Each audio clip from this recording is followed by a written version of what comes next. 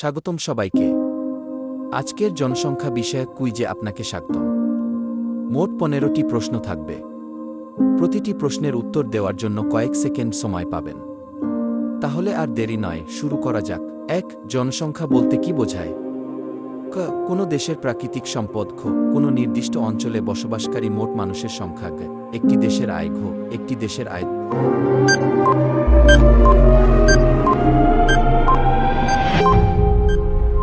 উত্তর 2. ভারতের জনসংখ্যা গণনা কত বছর অন্তর হয়?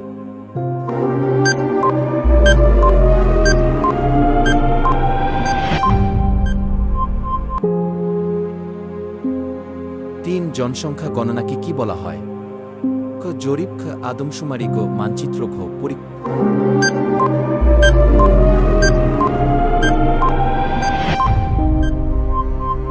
উত্তর 4. জনসংখ্যা বৃদ্ধির প্রধান কারণ কোনটি? ক. জন্মহার বৃদ্ধি। খ. মৃত্যুহার বৃদ্ধি। গ. অভিবাসন হ্রাস। খ. কৃষি উৎপাদন কমে যাওয়া। উত্তর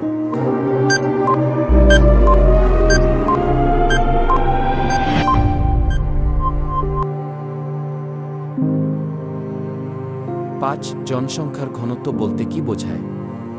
ক. মোট মানুষের সংখ্যা। খ. প্রতি বর্গ কিলোমিটারে বসবাসকারী মানুষের সংখ্যা। গ. জন্মহার। ঘ. মৃত্যুহার। উত্তর 6.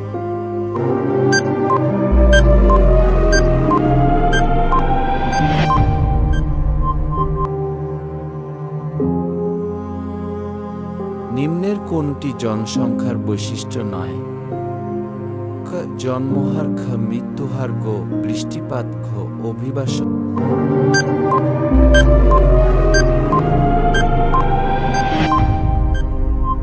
উত্তর 7. কোন রাজ্যের জনসংখ্যা ভারতের মধ্যে সর্বাধিক?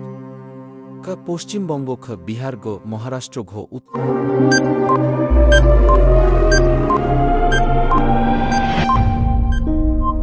উত্তরপ্রদেশ। উত্তর 8. জনসংখ্যা বৃদ্ধির ফলে কোনো সমস্যা দেখা দেয়? ক. বেকারত্ব। খ. খাদ্য সংকট। গ. বাসস্থানের অভাব। ঘ. উপরের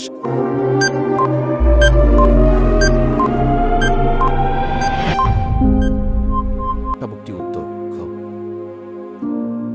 9. জন্মহার বলতে কি বোঝায়? ক. প্রতি বছর জন্ম নেওয়া শিশুর সংখ্যা। খ. প্রতি বছর মৃত্যুর সংখ্যা। গ. অভিবাসীর সংখ্যা। ঘ. কর্মসংস্থানের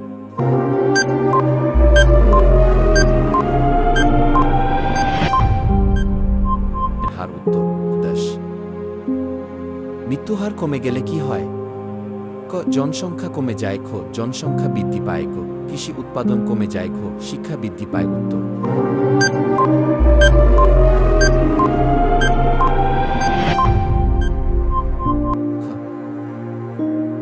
11. জনসংখ্যা নিয়ন্ত্রণের একটি কার্যকর উপায় কোনটি?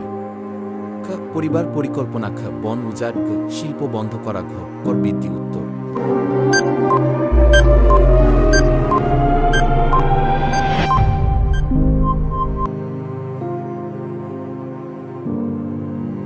12. অভিবাসন বলতে কি বোঝায়? ক. জন্মগ্রহণ। খ. মৃত্যুবরণ। গ. এক স্থান থেকে অন্য স্থানে স্থায়ীভাবে বসবাসের উদ্দেশ্যে চলে যাওয়া। ঘ. বিবাহ করা।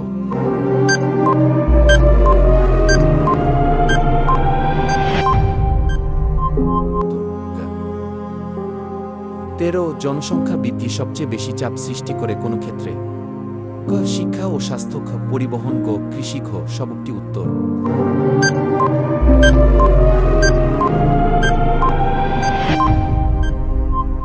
14. ভারতের প্রথম পূর্ণাঙ্গ আদমশুমারি অনুষ্ঠিত হয় কবে? ক. 1872 সালে। খ. 1881 সালে। গ. 1901 সালে। ঘ. 1947 সালে। উত্তর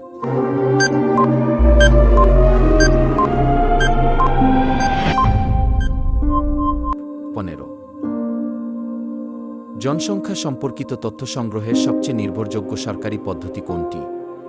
ক. সংবাদপত্র। খ. আদমশুমারি। গ. সামাজিক যোগাযোগ মাধ্যম। ঘ. টেলিভিশন। উত্তর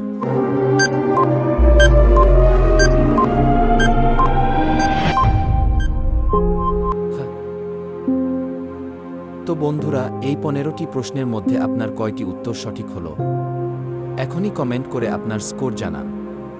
আর ভিডিওটি ভালো লাগলে একটা লাইক দিয়ে চ্যানেলটি সাবস্ক্রাইব ফলো করতে ভুলবেন না।